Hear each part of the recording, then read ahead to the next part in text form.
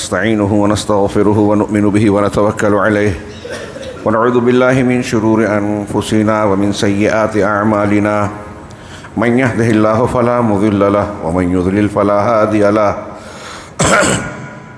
وأشهد أن لا إله إلا الله وحده لا شريك له وأشهد أن محمدا عبده ورسوله أما بعد فإن خير الحديث كتاب الله وخير الهدي هدي محمد صلى الله عليه وسلم وشر الأمور محدثاتها وكل محدثة بدعة وكل بدعة ضلالة وكل ضلالة في النار.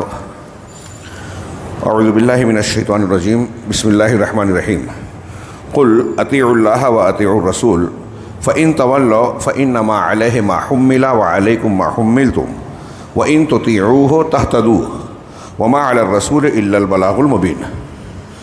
وعد الله الذين آمنوا منكم وعملوا الصالحات ليستخلفنهم في الأرض كما استخلف الذين من قبلهم وليمكنن لهم دينهم الذي ارتضى لهم وليبدلنهم من بعد خوفهم أمنا. وقال تعالى وأن لو استقاموا على الطريقة لأسقيناهم ماء غدقا لنفتنهم فيه. محترم حاضرین، ہم اپنے آپ سے ایک سوال کریں کہ آنکھیں کھولنے ہوش سنبھالنے کے بعد ہم اس دنیا کا مشاہدہ کرتے ہیں، کائنات میں جو نظام دیکھ رہے ہیں بڑا زبردست ہے، اس میں کہیں خلل نظر نہیں آتا، انتہائی زبردست نظم و ضبط، سورج، چاند، ستارے، موسموں کی تبدیلی، رات اور دن کی گردش اور دوسری ساری چیزیں. پھر مخلوقات میں بھی ہم دیکھتے ہیں کہ انتہائی زبردست قدرت اور مہارت نظر آتی ہے، حکمت نظر آتی ہے، بھرپور اور کامل قدرت نظر آتی ہے مخلوقات میں کہ ان کا بنانے والا انتہائی حکیم، انتہائی علیم، علم کا کامل اور ہر چیز پر قدرت رکھنے والا ہے. ہماری بناوٹ، ناک، کان، آنکھ، دل و دماغ ایک چیز پر ایک گھنٹہ بھی بات کریں تو کم ہوگی کہ سائنسی اعتبار سے، شکل و صورت کی خوبصورتی کے اعتبار سے کیا آپ اور ہم کبھی سوچتے ہیں کہ ہماری یہ ناک آگے نہیں پیچھے ہونی چاہیے تھی، کان یہاں نہیں، آنکھ وہاں نہیں ہونی چاہیے تھی، اس ماڈل میں کچھ چینج ہونا چاہیے. اللہ رب العالمین کی یہ بناوٹ ہے، صنع اللہ الذی اتقن کل شیء.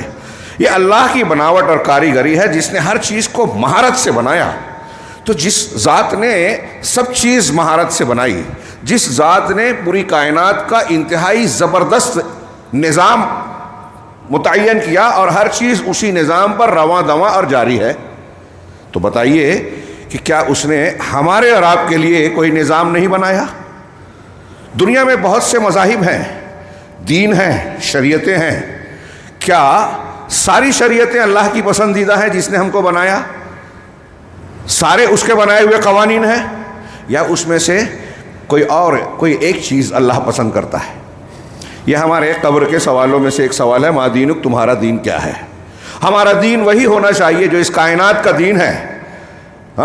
کہ جب کائنات سے اللہ نے کہا کہ جھک جا، اسلام لے آ، اسلمت لرب العالمین، پوری کائنات نے کہا، اور اللہ نے فرما دیا وَمَن يَبْتَغِ غَيْرَ الْإِسْلَامِ دِينًا فَلَن يُقْبَلَ مِنْهُ. جو میں نے سوال کیا کہ کیا نظام نہیں دیا، اور اس نظام میں کیا ہر دین، ہر مذہب، ہر اصول اللہ کے یہاں پسندیدہ ہے؟ اس کا جواب ہمارا دل بھی بولے گا اور قرآن بولے گا وَمَن يَبْتَغِ غَيْرَ الْإِسْلَامِ دِينًا فَلَن يُقْبَلَ مِنْهُ. جو اسلام کے علاوہ بطور دین کسی اور چیز کو اختیار کرے گا، اب اللہ کے یہاں اس کو ہرگز قبول نہیں کیا جائے گا. یہ ایک پہلو.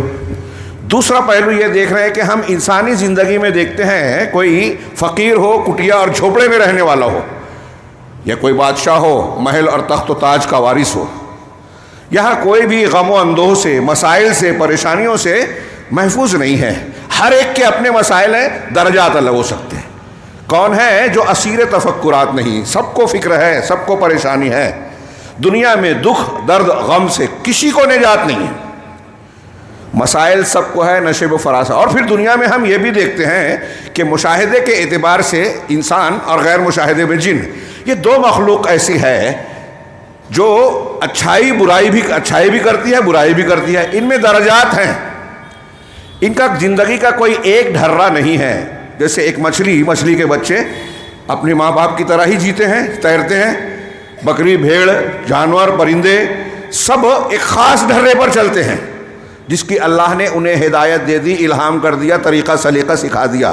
وہ اپنی غذاؤں کو پہچانتے ہیں, شکار کو جانتے ہیں, شکار کرنے والے سے بچنا جانتے ہیں. اللہ نے سب سکھایا ہے. وہ اپنی خاص زندگی کی ڈگر پر چل رہے ہیں.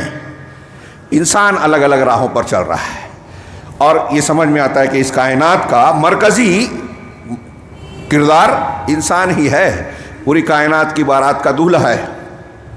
اللہ نے سب کچھ مسخر کیا, یہ انسان دوسری چیزوں کو استعمال کر رہا ہے.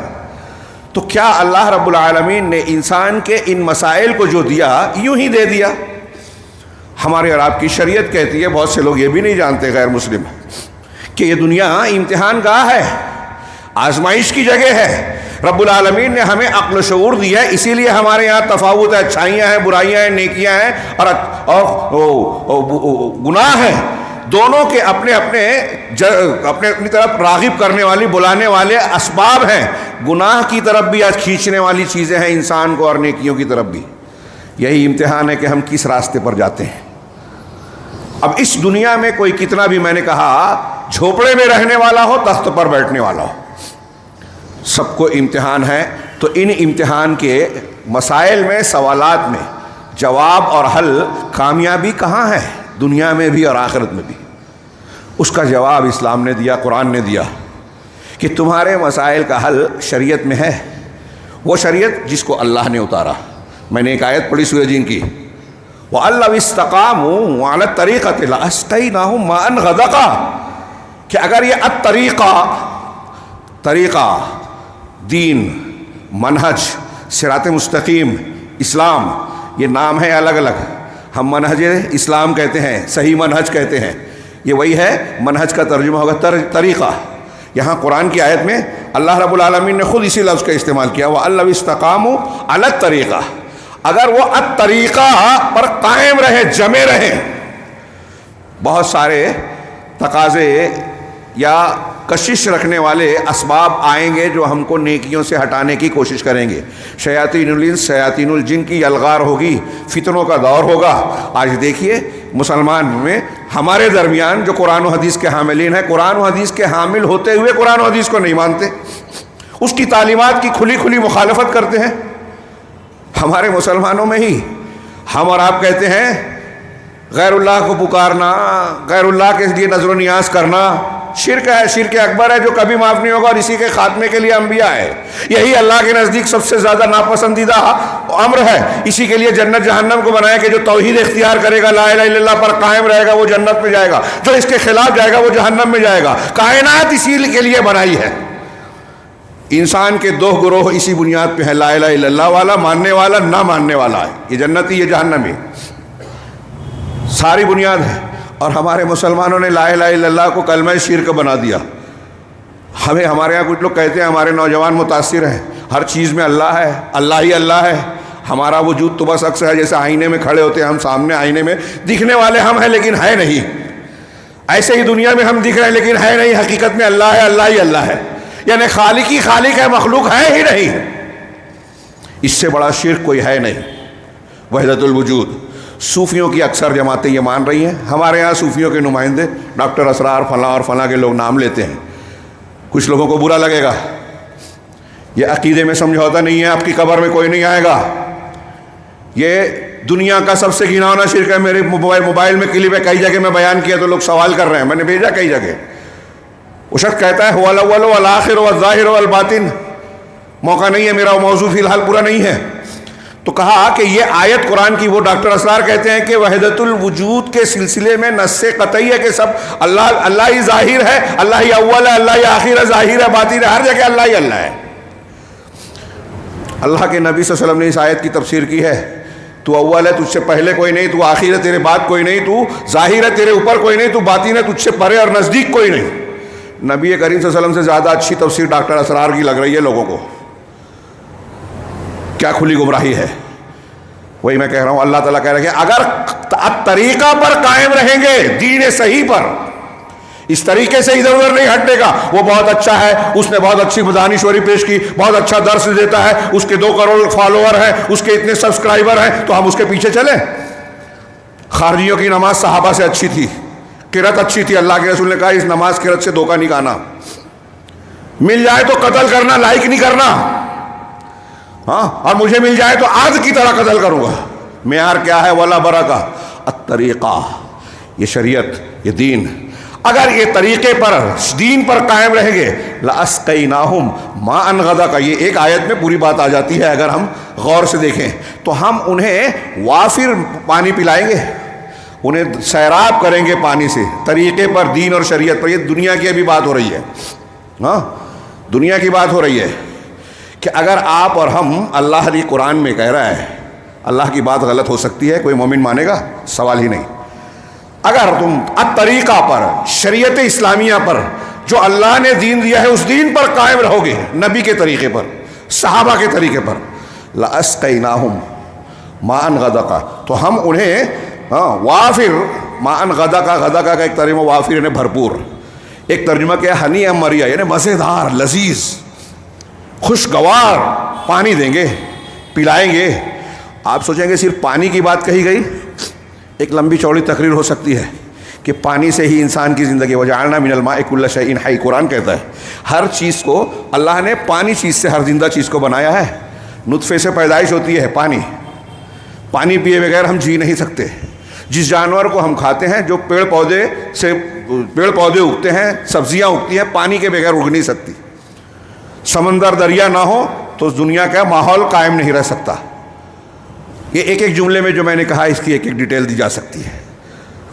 تو پانی سے زندگی چل رہی ہے, پانی سے بہار آتی ہے. پانی نہ ہو تو انسان قحط سالی کا شکار ہو جائے, جانور مر جائیں اور نظام زندگی تباہ ہو جائے. تو اللہ کہہ رہا ہے ماءً غدقا, مزیدار وافر پانی دیں گے. کب؟ دنیا میں صحیح طریقے پہ چلو گے تو ماء غدق میں. کیوں؟ لنفتنہم فی, تاکہ اس میں ہم انہیں آزمائیں. ومن یعرض عن ذکر ربہ یسلکہ عذابا صعدا, اور جو اپنے پروردگار کے ذکر سے اعراض کرے گا, ہاں, پروردگار کے, اپنے رب کے ذکر سے مراد یہاں شریعت ہے, دین ہے, طریقہ ہے. ہاں, شریعت سے اگر اعراض کرے گا تو یسلکہ عذابا صعدا, اللہ کہہ رہا ہے کہ اسے ہم سخت عذاب پہنائیں گے, چڑھائیں گے, سخت عذاب. اب یہ دنیا کی بات ہے نا, ماء غدقہ, تو ابھی عذاب ایک تو آخرت والا ہے, ایک دنیا والا بھی ہے. فلسطین میں کیا ہو رہا ہے, ہم روتے ہیں, چیختے ہیں, چلاتے ہیں, وہ بہت واضح شکل ہے. دنیا کا کوئی حصہ اور خطہ آج مسلمانوں کے ناگفتہ بے حالات کے سے الگ کچھ تصویر پیش نہیں کر رہا ہے کہ ہم کہیں یہ نہیں کہہ سکتے یہاں بہت خوشحال ہے, کوئی مسئلہ پرابلم نہیں ہے. اور ہر ایک کوئی ایک دوسرے کو الزام دیتا ہے. اسلام پسندی کے نام پر لوگ اعلی کار بنتے ہیں, غیروں کے, یہود و نصارہ کے ایجنٹ بنتے ہیں, اور اپنے ہی لوگوں کو کمزور کرتے ہیں. وہ پروپیگنڈا کرتے ہیں جو یہود و نصارہ چاہتے ہیں. پوری ایک بستی انسانیت کے سارے تہذیب و تمدن, انسانیت کی ٹھیکیداری اور انسانی حقوق کے دعووں کے بیچ میں پوری ایک بستی 22-23 لاکھ کی جو ہے پوری آج کھنڈر بنا دی گئی, اور سلسلہ جاری ہے. گورنمنٹ ریکارڈ کے مطابق 44 ہزار سے زیادہ, جس میں زیادہ اکثریت عورتوں اور بچوں کی ہے, شہید کر دیے گئے ہیں غزہ کی پٹی پر. ہاں, دوا, علاج, پیسہ اور بے مروتی, درندگی, بربریت, دہشت گردی کی پوری ہر ریکارڈ کو توڑا جا رہا ہے. اور اس کے باوجود یہ دنیا منظم ہے, اقوام متحدہ اور دنیا جو ہے زبانی جمع خرچ کر رہے ہیں. کاش کے وقت ہوتا, طویل وقت نہیں ہے. یہ ایک مسئلہ. ہاں, پھر اس کے بعد آپ دوسری جگہوں پر جائیے, معاشی مسائل ہیں. آپ اپنے گھر میں جھانکیے, ہمارے گھر میں کیا حال ہے. گھر کا معاملہ کسی گھر کا سیدھا نہیں ہے. ہمارے گھر میں بے نمازی ہیں, ہمارے گھر میں بے برکتی ہے, بے روزگاری ہے, فاقہ کشی ہے, جھگڑے ہیں, لڑائیاں ہیں, کینہ ہے, کپٹ ہے, خواتین کا مسئلہ, عورتوں کے جھگڑے, باپ بیٹے کا مسئلہ, تنگ دستی, تنگی, رہائش کا مسئلہ. ہم اپنے گھر کے مسئلے حل نہیں کرتے ہیں اور سعودی عرب کو رائے دیتے ہیں اسے ایسا کرنا چاہیے. آپ کو کیا کرنا چاہیے آپ کو پتہ نہیں ہے. ہاں, کیا کرنا چاہیے, یہ سوال بھی ایک سوال ہے. اب ہمارے یہاں اس سوال کے جواب میں بڑے بڑے دانشور, دماغ والے پتہ نہیں کہاں کہاں دوڑتے گھومتے اور پرواز لگاتے ہیں, اڑان بھرتے ہیں. سیمینار, کانفرنسیں, مسلمانوں کا یہ مسئلہ حل ہو. سیاست, الیکشن آتا ہے تو لوگ اس طرح جڑ جاتے ہیں کہ اسی میں مسائل کا حل ہے. سب کچھ چھوڑ چھاڑ کے لگ جاتے ہیں کہ نہیں, مسلمانوں کو مسجد کو بچانا ہے, اوقاف کو بچانا ہے, فلاں کام کرنا ہے تو یہ کرنا ہوگا, وہ کرنا ہوگا, فلاں کو جیتوائیے, فلاں کو ہروائیے. نہیں دیکھتے آپ لوگ؟ ابھی ہمارے یہاں چل رہا ہے, آپ کے یہاں ہو چکا ہوگا یا ہونے والا ہوگا پتہ نہیں. ہاں, تو لوگ ایسا لگتا ہے کہ ان دنیا داروں کو جو کمیشن خوری کے لیے, حرام خوری کے لیے جاتے ہیں کارپوریشن میں, اسمبلی میں اور نہ جانے کہاں کہاں, انہیں سمجھتے ہیں ملی مسائل حل کریں گے, ہمارے دکھ دردوں کو دور کریں گے. ایسا ہو سکتا ہے؟ نہیں ہو سکتا. اگر واقعی نیک ہو تب بھی نہیں ہو سکتا. یہ میں دعویٰ کر رہا ہوں منبر رسول سے. آپ کے پاس سیاسی قوت آ جائے, آپ کے پاس اونچی اونچی ڈگریاں آ جائیں, معاشی استحکام آ جائے, ٹاٹا برلا اور امبانی اور اڈانی کی طرح دولت آ جائے, مسلمانوں کی عزت صرف اس سے نہیں آ سکتی. یہ لکھ لیجئے. روایت کیسی ہے نہیں پتہ, لیکن بڑا مشہور قول ہے حضرت عمر بن فاروق کا, نحن قوم اعزنا اللہ بالاسلام, ہم وہ لوگ ہیں کہ جنہیں اللہ نے اسلام سے عزت دی ہے. وما ابتغینا العزت بغیرہ اعزنا اللہ اذلنا اللہ, اور اسلام کو چھوڑ کر ہم کسی بھی راستے سے عزت چاہیں گے اللہ ہمیں ذلیل کر دے گا. آپ دولت کما لو, عہدے لے لو, وزیر اعظم, صدر جمہوریہ بن جاؤ, کوئی مسئلہ حل نہیں ہوگا. اور دیکھیے کتنے ملک ہیں, ممالک ہیں مسلمانوں کے, دماغ لگا رکھا ہے یہ کر لینا چاہیے مسلمانوں کو, ایسا کر لینا چاہیے. سیدھا سمپل واضح جواب جو ہے کھلا کھلا موجود ہے. ہم وہ نہیں مانتے جو ہمارا اصل مسئلے کا حل ہے. وہ کیا ہے؟ اتباع شریعت. یہ قرآن اور حدیث میں بھرپور وعدے ہیں, اور میں اکثر یہ بات کہتا ہوں, کہتا رہا ہوں کہ آج ہمارا حال مسلمانوں کا بھی یہ ہو گیا نا کہ غیر مسلموں کے جیسے بھی بعض ہندوؤں کو جیسے نظر آتا ہے کہ وہ اب آستھا اور عقیدت رکھتے ہیں کہ یہ کر لیں گے تو یہ ہو جائے گا, اور الٹی سیدھی حرکتیں کرتے ہیں, اتنا بھی صحیح معاملے میں ہمارا عقیدہ نہیں رہ گیا ہے. روحانیت انتہائی کمزور ہے. جب ایک مسلمان کہتا ہے کہ آپ توحید پر قائم رہو, سنت کی اتباع کرو, اللہ تعالیٰ دنیا اور آخرت تمہارے قدموں میں ڈالے گا, دنیا کی نعمتیں ڈالے گا, آخرت میں کامیابی دے گا, تو یقین ہی نہیں آتا ہمیں. وَمَن يَتَّقِ اللَّهَ يَجْعَل لَّهُ مَخْرَجًا, قرآن کہتا ہے, اللہ کا کلام ہے. ہم یقین نہیں کرتے کہ جو اللہ تعالیٰ پر تقویٰ کرے گا, جو تقویٰ اختیار کرے گا, اللہ سے ڈرے گا, اس کی شریعت کی پابندی کرے گا, اتباع شریعت کرے گا, ہاں, تو اللہ تعالیٰ فرماتا ہے, قرآن میں کہہ رہا ہے یجعل, یہ سب کو یاد ہوگی آیت میں سمجھتا ہوں, تو اللہ اس کو نکلنے کا راستہ دے دیتا ہے. آپ کوئی تکلیف میں ہے, مصیبت میں ہے, پریشانی میں ہے, تنگی میں ہے, اللہ تعالیٰ کہہ رہا ہے کہ تکلیف سے نکلنے کا راستہ دے گا. کب؟ جب تقویٰ اختیار کریں گے. اب یہ بولیں گے تو بولے مولوی کچھ بھی بولتا ہے, ہمارے نوجوان فتویٰ دیتے ہیں, ان کو پتہ ہی نہیں ہے کہ دنیا میں کیا چل رہا ہے. لوگ چاند پہ جا رہے ہیں, مریخ پہ جا رہے ہیں, کمندے ڈال رہے ہیں آسمان میں, کیا کیا کر رہے ہیں. مولوی بیٹھ کے وہی کرتا ہے, توحید توحید توحید, سنت سنت سنت. کوئی کہیں بھی چلا جائے, مریخ سدرۃ المنتہا پر کوئی جائے گا نہیں, نبی صلی اللہ علیہ وسلم ہو کر آئے ہیں. یہ سدرۃ المنتہا کی تعلیم ہے. ابھی چاند اور مریخ تک قیامت آ جائے گی, دنیا آگے نہیں پہنچ پائے گی, شاید پوری کائنات میں نہیں جا پائے گی. سب سے اونچائی پر محمد رسول اللہ صلی اللہ علیہ وسلم گئے تھے, سدرۃ المنتہا, وہاں کی تعلیم ہے, اس سے بھی اوپر کی, عرش کے اوپر والے کی. ہر کوئی کہیں بھی چلا جائے, گلیمر, سیلیبریٹی اور فلاں چمک دمک نظر آتی ہے. جھانک کے دیکھیے ان کی زندگی میں کتنی گندگیاں ہیں, کتنا گھناؤنا پن ہے, کتنی بے سکونی ہے. خودکشیاں کر رہے ہیں وہ جن سے ہم متاثر ہیں, جن کے پیچھے چلنا چاہتے ہیں, جو نشے کا سہارا لے کے سکون ڈھونڈتے ہیں, نیند نہیں آتی, اور کیسی کیسی نفسیاتی بیماریاں اور جسمانی بیماریوں میں مبتلا ہیں. ہمیں چمک دمک دیکھ کے لگتا ہے ان کی زندگی اچھی ہے. قرآن حدیث کی, نبی اور مولوی کی بتائی ہوئی زندگی اچھی نہیں ہے. میرے بھائی یہ لکھ لیجئے, یہ دماغ میں عقیدے کے طور پر بٹھائیے کہ آپ کچھ بھی کر لیں, اللہ کا اور رسول اللہ صلی اللہ علیہ وسلم کے یہ فرامین آپ کے ذہن و دماغ پر نقش ہونا چاہیے. فلسطین کا مسئلہ ہو یا آپ کے گھر کا مسئلہ ہو, دنیا کے کسی خطے حصے میں مسلمانوں کا کوئی پرابلم ہو, اس کے حل کی پہلی اور آخری بنیاد دوسرے تدابیر کی جائے گی, وہ ذیلی ضمنی ہے. لیکن اگر وہ نہیں ہے, صرف یہ موجود ہے نا, تو کافی ہے. حضرت یونس علیہ السلام کی بات میں اکثر پیش کرتا ہوں, سب واقعہ جانتے ہیں. مچھلی کے پیٹ میں چلے گئے تھے. بتائیے, سوچئے, قرآن نقل اذنادى فی الظلمات, انہوں نے ظلمات میں, تاریکیوں میں, اندھیاریوں میں پکارا. کون سا نیٹ ورک تھا, کنیکشن تھا حضرت یونس علیہ السلام کے پاس؟ مچھلی کے پیٹ میں کوئی موبائل تھا, کسی سے کنیکشن تھا کہ مجھے بچا لو, میں یہاں ہوں, پہنچ جاؤ؟ کوئی ذریعہ, مادی سبب کوئی تھا ہی نہیں.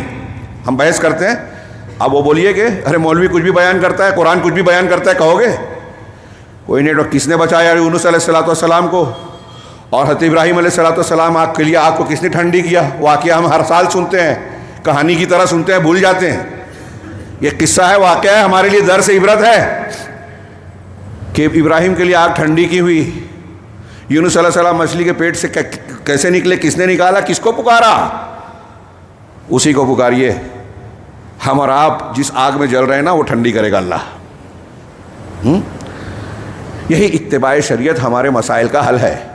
وَمَن يَتَّقِ اللَّهَ يَجْعَل لَّهُ مَخْرَجًا وَمَن يَتَوَكَّلْ عَلَى اللَّهِ فَهُوَ حَسْبُهُ. جو اللہ پر بھروسہ کرے گا اللہ اس کے لیے کافی ہے.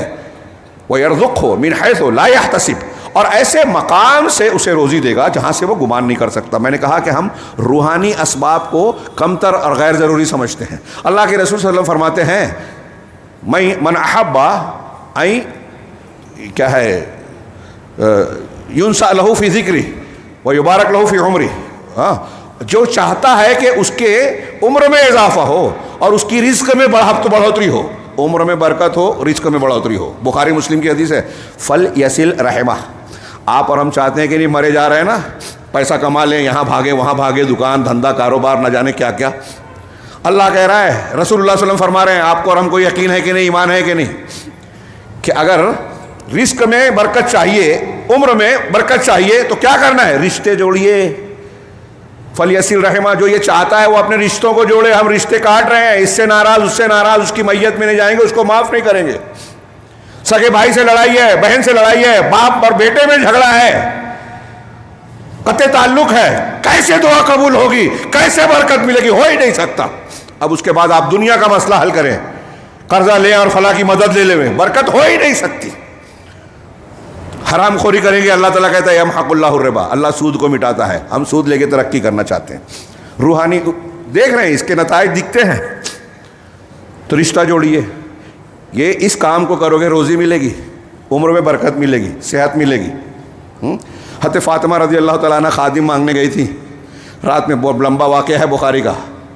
اللہ کے رسول صلی اللہ علیہ وسلم رات میں تشریف لا کے کیا بتاتے ہیں کہ کیا ایسا عمل بتاؤں جو غلام سے بہتر ہے. میں اکثر یہ واقعہ پوچھ کے سوال کرتا ہوں پبلک سے کہ آپ کی بیوی، آپ کی والدہ اگر آپ سے کہے کہ بیٹا واشنگ مشین لے آنا، وہ مسالہ پیسنے والی مشین لے آنا، اور آپ بولیں گے کہ امی یا بیوی سے کہیں کہ سبحان اللہ الحمدللہ اللہ اکبر پڑھا کرو، کیا بولے گی وہ؟ نبی کریم صلی اللہ علیہ وسلم نے بولا آج ہم کیا بولیں گے؟ حضرت فاطمہ نے کیا کیا؟ اس پر عمل کیا. کہا خادم سے بہتر یہ ہے کہ بستر پر سونے کے لیے آؤ تو 33 مرتبہ سبحان اللہ الحمدللہ، 34 مرتبہ اللہ اکبر پڑھا کرو. کیوں؟ کیا ہم نے غور ہی نہیں کیا؟ یہ ہے روحانی قوت، توحید، اللہ پر بھروسہ، ایمان. روحانی قوت جب مضبوط ہوگی نا تو دنیا کے مسائل آسان ہوتے ہیں، ان سے نپٹنا آسان ہوتا ہے، اللہ کی برکت ملتی ہے. ذکر اللہ کے بہت سے فائدے، 100 کے قریب فائدے قرآن حدیث میں بتائے گئے ہیں. روزی میں برکت، عمر میں برکت، شیطان دور ہوتا ہے، اطمینان سکون ملتا ہے، حوصلہ ملتا ہے، قوت ملتی ہے. ایسے 100 سے زیادہ فائدے ذکر کے اللہ کے رسول نے بتایا. تو میں اس سوال کا جواب بھی سمیٹ کر یہ بیان کر کے یہ سوال بھی ہے کہ مسلمان آج سب جگہ پریشان ہیں، اس کا حل کیا ہے؟ سیاسی قوت، تعلیمی سندیں، اونچی ڈگریاں، کلیکٹر، آفیسر، فلاں پوسٹ پہ مسلمانوں کو ریزرویشن یا جگہ مل جائے، یہ سب اسباب اور ذرائع ہو سکتے ہیں، لیکن یہ بالکل نہیں ہے. اور یہ سب ہو، اور یہ جو بنیاد ہم بیان کر رہے ہیں، ہم پڑھ رہے ہیں، یہ نہ ہو تو یہ سب ہوتے ہوئے بیکار ہے. جن ممالک میں آج دنیا میں مسلمانوں کی پوری حکومت ہے، دولت ہے، ڈگریاں ہیں، سب کچھ ہے، اس کے باوجود آج عالم اسلام میں، پوری دنیا میں، اقوام متحدہ میں مسلمانوں کا کتنا وزن ہے آپ غور کیجئے. کیا حیثیت ہے؟ ایک دوسرے سے ڈرتے ہیں، استعمال ہوتے ہیں. ہم یہاں بیٹھ کے تبصرے کرتے ہیں سعودی عرب کو ایسا ہے، لیکن سعودی عرب کے پیچھے اسی کے پڑوس کا ایک ملک جو ہے یہودی کا اعلی کار بن کے اس کے لیے چیلنج بنا ہوا ہے، یہ ہم نہیں جانتے. ہمارے لوگ استعمال ہوتے ہیں، بکتے ہیں، خریدے جاتے ہیں. دیندار لوگ ہمارے درمیان لانچ کیے جاتے ہیں.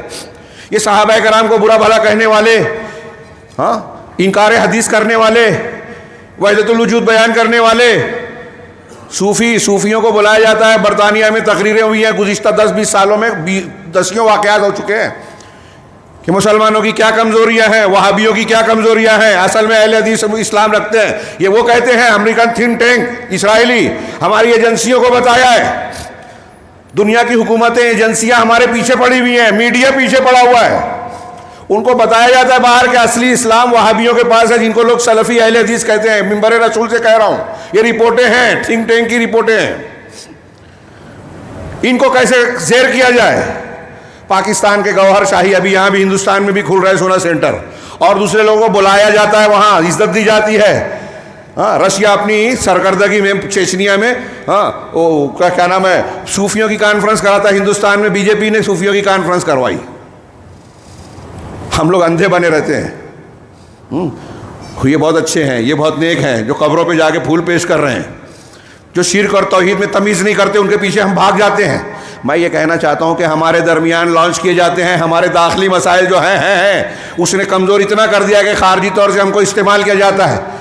ووٹ بینک کہیں بنایا جاتا ہے, کھلواڑ بنایا جاتا ہے, جب چاہتے ہیں لڑا دیتے ہیں, جب چاہتے ہیں صحیح لوگوں کے خلاف غلط لوگوں کو کھڑا کر دیتے ہیں. ہمارے درمیان ہمارے نوجوانوں کو بھٹکانے کے لیے ایسے لوگوں کو لانچ کرتے ہیں جو حدیثوں کے انکار کا ان کو مواد دے, میٹر دے, بحث کرتے رہو, سوشل میڈیا پر لگے رہو, علماء کے خلاف بولتے رہو, علماء قرآن حدیث کے بارے میں جو ہے تحقیر کا جذبہ پیدا ہو. آج مسلمانوں میں ایک بڑا طبقہ ہے کہ کمتر سمجھتا ہے قرآن حدیث کو, حقیر سمجھتا ہے علماء کو, حفاظ کو اور دینی تعلیمات کو. اور یہ تب سے لے کر کیا ہم کو نہیں سمجھتا؟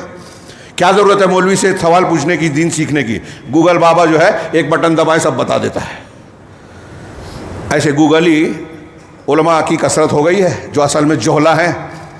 تو میں عرض کر رہا تھا, وقت بڑا محدود اور مکمل ہو رہا ہے, میں عرض کرنا چاہتا ہوں کہ ہمارے مسائل کا یہ جو سارے دکھ درد ہیں اس کا حل بھی قرآن نے کیا بتایا. میں نے ایک دو آیتیں پیش کی, صرف قرآن کی آیتیں اور حدیثیں پیش کروں تو کئی ہفتہ لگے گا, نہیں ہو پائے گی پوری.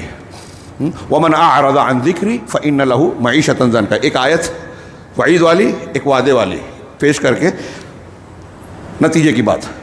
اللہ نے فرمایا کہ وَمَنْ أَعْرَضَ عَنْ ذِكْرِي, جو میرے ذکر سے اعراض کرے گا, فَإِنَّ لَهُ مَعِيشَةً ضَنْكَ, جانتے ہیں آپ, سن چکے ہیں, تازہ کیجئے, اس لیے کہ ہم لوگ مانتے نہیں ہیں. میں ایسا کہہ رہا ہوں کہ مسلمان یہ سنتے ہیں, بظاہر مانتے ہیں, دل سے اپنی زندگی کے برتاؤ سے مانتے نہیں ہیں کہ ہمارے مسئلے کا حل اتباع شریعت ہے. جو اللہ کے ذکر سے اعراض کرے گا, قرآن کہہ رہا ہے, تو اس کو تنگ زندگی ملے گی, تنگ گزران ملے گا. فاقہ کشی ہے, آپس کا جھگڑا ہے, تناؤ ہے, اختلاف ہے, کشمکش ہے, ایک دوسرے پر کیچڑ اچھال رہے ہیں, غیبت, چغلی, تہمت اور دوسرے جو مسائل جس کا میں نے ذکر کیا, جو نہیں ذکر کیا وہ بھی. یہ سب دنیا کی زندگی میں تنگی کی باتیں ہیں. اور اللہ کہہ رہا ہے تنگ زندگی کا کس چیز کا نتیجہ ہے؟ اللہ کے ذکر سے اعراض کا. اللہ کا ذکر کیا ہے؟ سبحان اللہ الحمدللہ کہنا, وہ تو ذکر کا عام معنی ہے ہی. اللہ کا ذکر شریعت ہے, قرآن ہے. ہمارے پاس شریعت اور قرآن کے لیے فرصت بہت کم ہے. ہاں, ہمارے بچے موبائل پہ جتنا وقت دیتے ہیں اس کا 10واں حصہ کیا دین کے لیے دیتے ہیں. علماء کی مجلس میں بیٹھتے ہیں, مسجد میں وقت ہے, جمعہ کے خطبے کا وہ شوق ہے. ہاں, یہ جو فضیلت اتنی بیان کی جاتی ہے, ہم بزرگوں کو دیکھتے تھے اپنے بچپن میں, آدھی مسجد جو ہے نا پہلے پہر میں بھر جاتی تھی جمعہ میں, اور بیٹھتے تھے, مسجد سے محبت کرتے تھے. رات میں میری بات ہوئی مسجد کی اہمیت افادیت پر. ایک ایمان والے کا دل مسجد سے لگا ہوا ہوتا ہے. ہمارا کیا معاملہ ہے؟ میں نے عرض کیا روحانیت نہیں رہی. ہاں, بیگانہ بنا دیا اسلام سے ہم کو جدید دور کی ترقیات نے, گمراہیوں نے, شاید شیاطین الانس والجن نے. کوئی ایک تو دین سے دوری ہے, کوئی دین سے جڑتا بھی ہے تو ایسے دین سے جو صحیح دین نہیں ہے, صحیح شریعت نہیں ہے. اس پر آگے کے دروس میں بات ہوگی. تو میں یہ کہہ رہا تھا, اللہ تعالیٰ نے فرمایا کہ فَإِنَّ لَهُ مَعِيشَةً ضَنْكَ, اس کے لیے تنگ زندگی ہوگی جو ذکر سے اعراض کرے گا, شریعت سے اعراض کرے گا. وَنَحْشُرُهُ يَوْمَ الْقِيَامَةِ أَعْمَىٰ, اب قیامت کی بات آگے ہو رہی ہے, اس کا مطلب ابھی دنیا کی بات تھی. اور قیامت کے دن اسے اندھا بنا کے اٹھائیں گے. قَالَ رَبِّ لِمَا حَشَرْتَنِي أَعْمَىٰ وَقَدْ كُنتُ بَصِيرًا, سورہ طٰہٰ کی آیتیں ہیں. تو کہے گا پروردگار تو نے مجھے نابینا بنا کر کیوں اٹھایا جبکہ میں تو بینا تھا.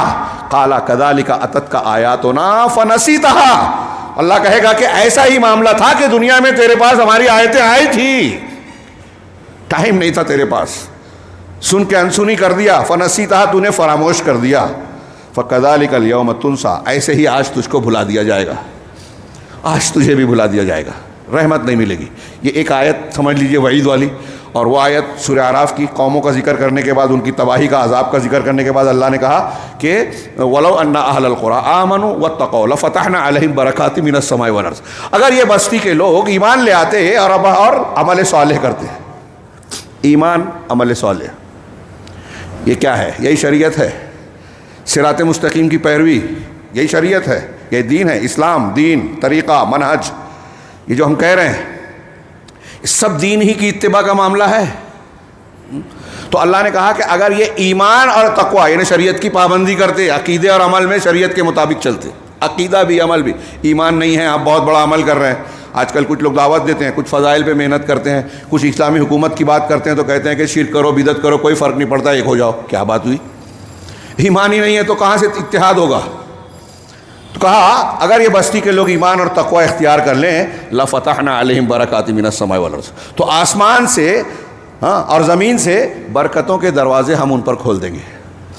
آسمان کی بھی برکتیں ملے گی، زمین کی بھی، دنیا بھی شریعت کی اتباع سے ملے گی، ایمان اور تقوی سے ملے گا۔ یہ قرآن کہہ رہا ہے، مولوی نہیں۔ اس کا مذاق اڑا رہے ہیں تو آپ قرآن کا مذاق اڑا رہے ہیں، اور یہ نہیں مان رہے ہیں تو کبھی مسئلہ حل نہیں ہوگا آپ کا۔ اگر ایسا نہیں ہوگا تو جو دوسری بستی والوں کا انجام ہوا وہی ہوگا، زلزلے آئیں گے، طوفان آئے گا، گھر دھنس سکتے ہیں۔ وائناڈ ہمارے سامنے ہے، دہل جانا چاہیے، 2 گاؤں قبر بن گئے دیکھتے ہی دیکھتے، دھنس گئے زمین میں۔ طوفان، بارش دنیا میں کہیں نہ کہیں جاری ہی ہے۔ فلوریڈا کا بھی کتنی ترقی یافتہ ملک ہے وہ، اس کے مناظر دیکھ کے دل دہل جاتا ہے۔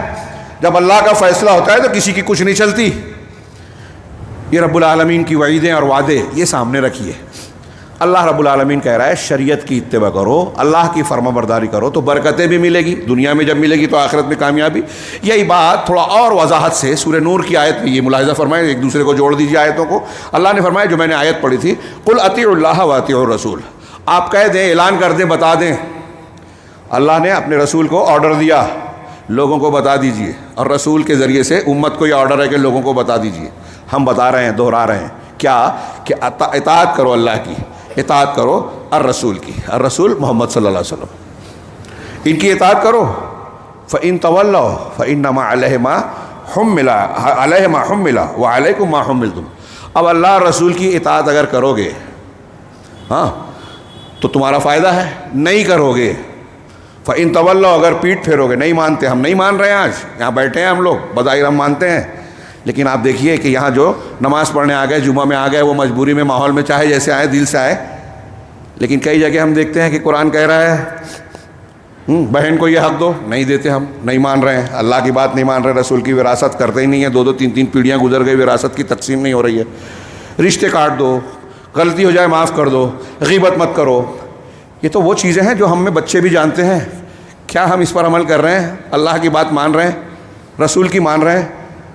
تو اگر نہیں مان رہے ہیں، نماز نہیں پڑھ رہے ہیں، فرائض اور حقوق ادا نہیں کر رہے ہیں، تو ہم نہیں مان رہے ہیں، تو اللہ کا حکم سنیے، اگر تم نے پیٹ پھیری تو فَإِنَّمَا عَلَيْهِ مَا حُمِّلَ، تو اس میں رسول کی کوئی کمی کوتاہی تبلیغ میں نہیں ہے، اس پر اس بات کا جواب دینا ہے جس کے وہ ذمہ دار ہیں، مکلف ہیں، ان پر وہ بوجھ ہے جو ان پر لادا گیا ہے۔ وَعَلَيْكُمْ مَا حُمِّلْتُمْ، تم پر جو بوجھ لادا گیا ہے وہ تم پر ہے کہ اگر گناہ کرو گے، شریعت نہیں مانو گے تو چھوڑے نہیں جاؤ گے، بچو گے نہیں۔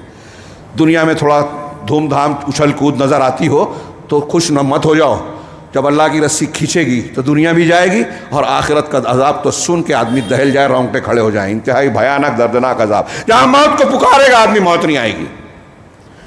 تو تمہارے اوپر وہ ہے، تم سے وہ سوال ہوگا جو تم ذمہ دار بنائے گئے ہو۔ اور اللہ نے آگے بہت کلیئر پھر سے کہا، اللہ تم کو عذاب دینا نہیں چاہتا نا، تو کہہ رہا ہے وَإِن تُطِيعُوهُ تَهْتَدُوا، اگر تم ان کی اطاعت کر لو گے تو ہدایت پا جاؤ گے۔ کن کی؟ رسول کی، اللہ کی۔ اللہ کی بات مان لو، اس کے ماتحتی قبول کر لو، رسول کی بات مان لو، ان کی اطاعت قبول کر لو۔ فلاں بزرگ، فلاں پیر صاحب، وہ تو ایسے ہیں، وہ تو ہوا میں اڑتے ہیں، وہ پانی میں چلتے ہیں، کرامت کھیلتے ہیں، فلاں وضو سے فلاں نماز پڑھتے ہیں، وہ تو اتنے بڑے بزرگ ہیں۔ کسی کو یہ حیثیت نہیں ہے۔ یہ قرآن کا ایک جملہ یاد رکھیے، ہماری مائیں بہنیں بھی یاد رکھیں، نوجوان بوڑھے سب زندگی کا عنوان بنا لیجئے، ان تطیعوہ تہتدوا، رسول کی اطاعت کرو گے تو ہدایت پر ہو، صحیح راستے پر ہو۔ رسول کو چھوڑ کر کتنے بھی بڑے آدمی، اب موسیٰ اور عیسیٰ کی بات مان کے نام پر اگر اللہ کے رسول صلی اللہ علیہ وسلم کی مخالفت کی تو گمراہی ہے، عذاب ہے، اللہ کی پکڑ آئے گی۔ شریعت کی اتباع، رسول اللہ صلی اللہ علیہ وسلم نے جو دیا اس کو ماننا۔ اب یہاں وقت نہیں رہا، ایک پہلو صرف 2 منٹ، ایک پہلو جو تھوڑا ڈیٹیل کا متقاضی ہے، میں درس دے رہا ہوں ابھی مالیگاؤں میں جاری ہے اس ٹاپک پہ، کہ شریعت کے 3 مقاصد ہیں، یہ دھیان رکھیے۔ اتباع شریعت میں ہماری نجات ہے، یہ عنوان ہے آج کا۔ ہاں، اتباع شریعت میں تو شریعت کون سی؟ جو اللہ نے اتاری۔ دنیا میں بہت سے مذاہب ہیں، قوانین ہیں، اسلامی شریعت کے بھی 3 مقاصد علماء نے بیان کیے بنیادی طور سے۔ 3 مقاصد بنیادی طور سے کیا ہیں؟ پہلا، ہمارے جو نقصانات اور ہم کو نقصان پہنچانے والی چیزیں ہیں اس سے بچاؤ کرنا۔ کن چیزوں کو بچانا ہے؟ تو 6 چیزیں، عام طور سے 5 یا 6 چیزیں بیان کرتے ہیں۔ دنیا کے جتنے قانون ہیں نا، سب کا مقصد یہی بتاتے ہیں کہ پبلک کی ان 5 یا 6 چیزوں کی حفاظت کی جائے۔ وہ کیا ہے؟ ایک ہے لوگوں کا دین کی حفاظت، دوسرا جان کی حفاظت، تیسرا مال کی حفاظت، چوتھا حسب نسب کی، کہ خلط ملط نہ ہو۔ ہاں، کون کس کا باپ ہے، کون کس کا ماں ہے، جیسے یورپ میں چل رہا ہے آج کل، پتہ ہی نہیں ہے۔ نسب کی حفاظت، عقل اور صحت کی حفاظت، ہاں، جان مال، اس میں ایک رہ گیا جو اہم ہے، عزت و آبرو کی حفاظت۔ کاش موقع ہوتا۔ ان 6 چیزوں کی حفاظت ہر قانون اور شریعت کا بنیادی مقصد ہوتا ہے، ہونا چاہیے، اور جو ناکام ہے وہ قانون ناکام ہے۔ دنیا آج قصیدے پڑھتی ہے، جمہوریت، سیکولرزم، فلانزم، ہمارے یہاں یہ قانون ہے، ہمارے یہاں فلاں طریقہ ہے، لیکن آج رپورٹ اٹھا کے دیکھ لیجئے، نیٹ کا زمانہ ہے کسی بھی ملک کا، کہ کہاں کتنے منٹ پر کتنا زنا ہوتا ہے، کتنا قتل ہوتا ہے، کتنی چوریاں ہوتی ہیں، کتنی مسجدیں توڑی جا رہی ہیں، کہیں کسی کے عبادت گاہیں توڑی جا رہی ہے، دین بھی محفوظ نہیں ہے، جان محفوظ نہیں ہے، عزتیں محفوظ نہیں ہیں۔ ہمارے یہاں کتنے کیس، ابھی آپ کلکتہ کا کیس ہوا تھا، ہڑتال چل رہی تھی، کتنا بھیانک اور درندگی والا معاملہ تھا، ریپ اور مرڈر۔ ہاں، اس کے علاوہ ملک کے مختلف، ہمارے بدلہ پور میں ہوا، اور کہاں کہاں ہو رہا ہے، روز ہو رہا ہے، بڑے بڑے دعوے ہو رہے ہیں، لیکن لوگوں کی عزتیں، جان مال محفوظ نہیں ہیں۔ اگر آپ غور سے دیکھیں، میں نے کہا کہ یہ بہت اہم چیز ہے، دنیا کو بتانے والی چیزیں سمجھانی، مسلمان ہم پڑھیں سمجھیں، ہمارے نوجوان سمجھیں، اس پر بحث کریں سوشل میڈیا پہ، کہ لوگوں کی جان مال عزت و آبرو کا تحفظ، دین کا تحفظ، امن چین سکون باہمی محبت اگر مل سکتی ہے تو وہ اسلام کی تعلیم میں۔ جان کی حفاظت، مال کی حفاظت، دین کی حفاظت، عقل کی حفاظت کے لیے جیسے قوانین اللہ کے رسول اور شریعت اسلامیہ میں کہیں نہیں ہے۔ ان ھذا القرآن یہدی للتی ہی اقوم، یہ قرآن سب سے اچھا راستہ بتاتا ہے، سب سے درست۔ پیشاب پاخانے کی باتوں سے لے کر آداب سے لے کر ہر چیز دین مکمل ہے۔ حضرت سلمان فارسی سے کسی نے کہا کہ ارے، مذاق سے کہا، تمہارا نبی ایسا ہے، تم کو ہر چیز سکھاتا ہے، علمکم نبیکم کل شیء حتی الخراء، پیشاب پاخانے کا طریقہ بھی بتاتا ہے۔ انہوں نے ہماری طرح جو ہے وہ کہیں جا کے احساس کمتری کے سکھانے کے ٹی وی چینل پہ آ گئے تو ارے نہیں ایسا نہیں ہے، ہاں 4 شادی کی اجازت ہے، وہ ایسا نہیں ہے، مرتد کا قتل نہیں ہے، ہاں ہم دفاعی پوزیشن میں نہیں، چھا کے بولیے قرآن حدیث میں جو ہے یہی صحیح ہے۔ تو سلمان فارسی نے کہا ہاں، ہمارا نبی وہ ہے جو ہم کو یہ سکھاتا ہے اور کہتا ہے کہ جب پیشاب پاخانے کے لیے جاؤ تو قبلہ رخ نہ بنو، نہ پیٹ کرو، نہ سامنا کرو، داہنے ہاتھ سے استنجا مت کرو، کم سے کم 3 پتھر لو، ہڈی یا لید مت لو، یہ بھی بتاتا ہے ہم کو۔ یہ فخر کی بات ہے، شرم کی نہیں۔ ہمارا نبی وہ ہے جو چھوٹی سے چھوٹی بات بھی بتاتا ہے، ہماری زندگی کا کوئی گوشہ اور کوئی شعبہ چھوڑا نہیں ہے۔ کیا ہم مانتے ہیں یہ بات؟ وہ مذاق اڑا رہے تھے، ہم نہیں مانتے۔ ہمارا دین مسجدوں میں ہے، خاص چیزوں میں ہے، کوئی فضائل پر اٹکا ہوا ہے، کوئی کسی خاص چیز کو لیا ہوا ہے، اور سب سے اہم چیز کو چھوڑ رکھا ہے، توحید کو، شرک کو سمجھتے ہی نہیں ہے۔ 20 سال دین میں لگا دیے، توحید نہیں معلوم کسے کہتے ہیں، کون سا دین سیکھ رہے ہیں؟ جہاں سے انبیاء شروع کرتے ہیں ہمارا ختم بھی نہیں ہو رہا ہے، تو سارا معاملہ بگڑا ہوا ہے۔ شریعت کی اتباع کیسے ہوگی؟ ہاں، آیت کو پورا کروں، اللہ تعالیٰ نے کہا کہ ان تطیعوا، میں 3 مقاصد کی بات کر رہا تھا۔ ایک تو یہ ہے کہ مفاسد سے بچایا جائے، دوسرے مصلحتیں اور فائدے کی چیزیں حاصل کی جائے۔ ایک جملہ یاد رکھیے کہ قرآن اور حدیث میں جو بھی حکم ہم کو اور آپ کو دیا گیا ہے، دنیا کو دیا گیا ہے، وہ ہمارے فائدے کے لیے ہے۔ ہاں، بولتے دماغ میں نہیں آتی، ارے یہ چیز سمجھ میں نہیں آتی۔ اللہ رب العالمین الحکیم ہے، حکمت بالغہ ہے۔ کوئی کائنات کا کوئی بڑے سے بڑا دانشور ہو سکتا ہے جو اللہ کی حکمت کے سامنے کچھ زیادہ چل جائے، جس کی حکمت نعوذ باللہ اس کی حکمت میں کمی، کوئی دین کا کوئی قانون ہماری سمجھ میں نہیں آ رہا ہے، ارے بہن کو ایسے کیسے دے دیا، فلاں چیز سمجھ میں نہیں آ رہی ہے، آپ کی سمجھ میں نہیں آ رہی ہے، تو آپ الحکیم کے مقابلے میں بے وقوف ہیں۔ پوری دنیا کے سارے انسان اور جن کی عقل اگر ملا دی جائے، اللہ کی حکمت کے سامنے، سمندر کے سامنے قطرہ بھی نہیں ہے۔ پھر دنیا میں بھی اللہ کے رسول صلی اللہ علیہ وسلم سے زیادہ حکیم کوئی تھا ہی نہیں، ہو ہی نہیں سکتا. تو آج جو حدیثوں کا انکار کرنے والے کہتے ہیں یہ میرے دماغ میں نہیں آتی ہے، غیر مسلم اعتراض کرے گا تو کیسے جواب دوں گا، ایسا کیسے ویسا کیسے. آپ کو فکر کرنے کی ضرورت نہیں ہے. کوئی غیر مسلم اعتراض کیا اور کبھی بھی کیا، اللہ نے ایسے بندوں کو پیدا کر دیا جس نے اس کے دانت کھٹے کر دیے. کوئی سوال ایسا نہیں ہے دنیا میں جو اسلام پر اعتراض کی شکل میں کیا گیا اس کا جواب نہ ملا ہو. آپ ٹینشن مت لیجئے، آپ کا جو میدان ہے آپ اس میں کام کیجئے. تو اللہ کے رسول صلی اللہ علیہ وسلم کی شریعت میں حکمتیں ہیں، اور اس میں ایک یہ ہے کہ ہمارے لیے دنیا آخرت میں اب کاش موقع ہوتا. آپ دیکھیے مسواک کرنا، 10 چیزیں بتائی گئی. مسواک کرنا، کلی کرنا، سنن فطرت میں اللہ کے رسول نے بتایا، ایک حدیث میں ہے 5 چیزیں 10 چیزیں 9 چیزوں کا ذکر ہے. ہاں، بغل کا بال اکھاڑنا، زیر ناف بال کو لوہے سے صاف کرنا، لوہے سے، پاؤڈر ووڈر کی مجبوری رہے گی تب ٹھیک ہے، مرد ہو عورت ہو لوہے سے صاف کریں گے، استورا بلیڈ وغیرہ. سائنس نے بھی کہا کہ وہی زیادہ فائدہ مند ہے. بغل کا بال اکھاڑنا یہ سنت ہے، بغل کا بال اکھاڑنا سنت ہے. ناخن کاٹنا، حیض نفاس کی پاکی اختیار کرنا، ایسے سارے مسائل پر غور کرتے جائیے.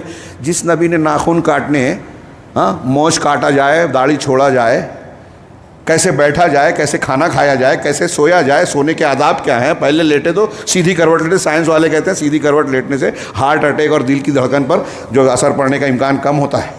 کم سے کم 5 سے 10 منٹ جو ہے پہلے انسان کو داہنی کروٹ لیٹنا چاہیے، کیونکہ دل جو ہے وہ بائیں کروٹ ہوتا ہے، بائیں جانب ہوتا ہے. یہ سائنس والے دیکھیے، آپ تحقیقات کیجئے.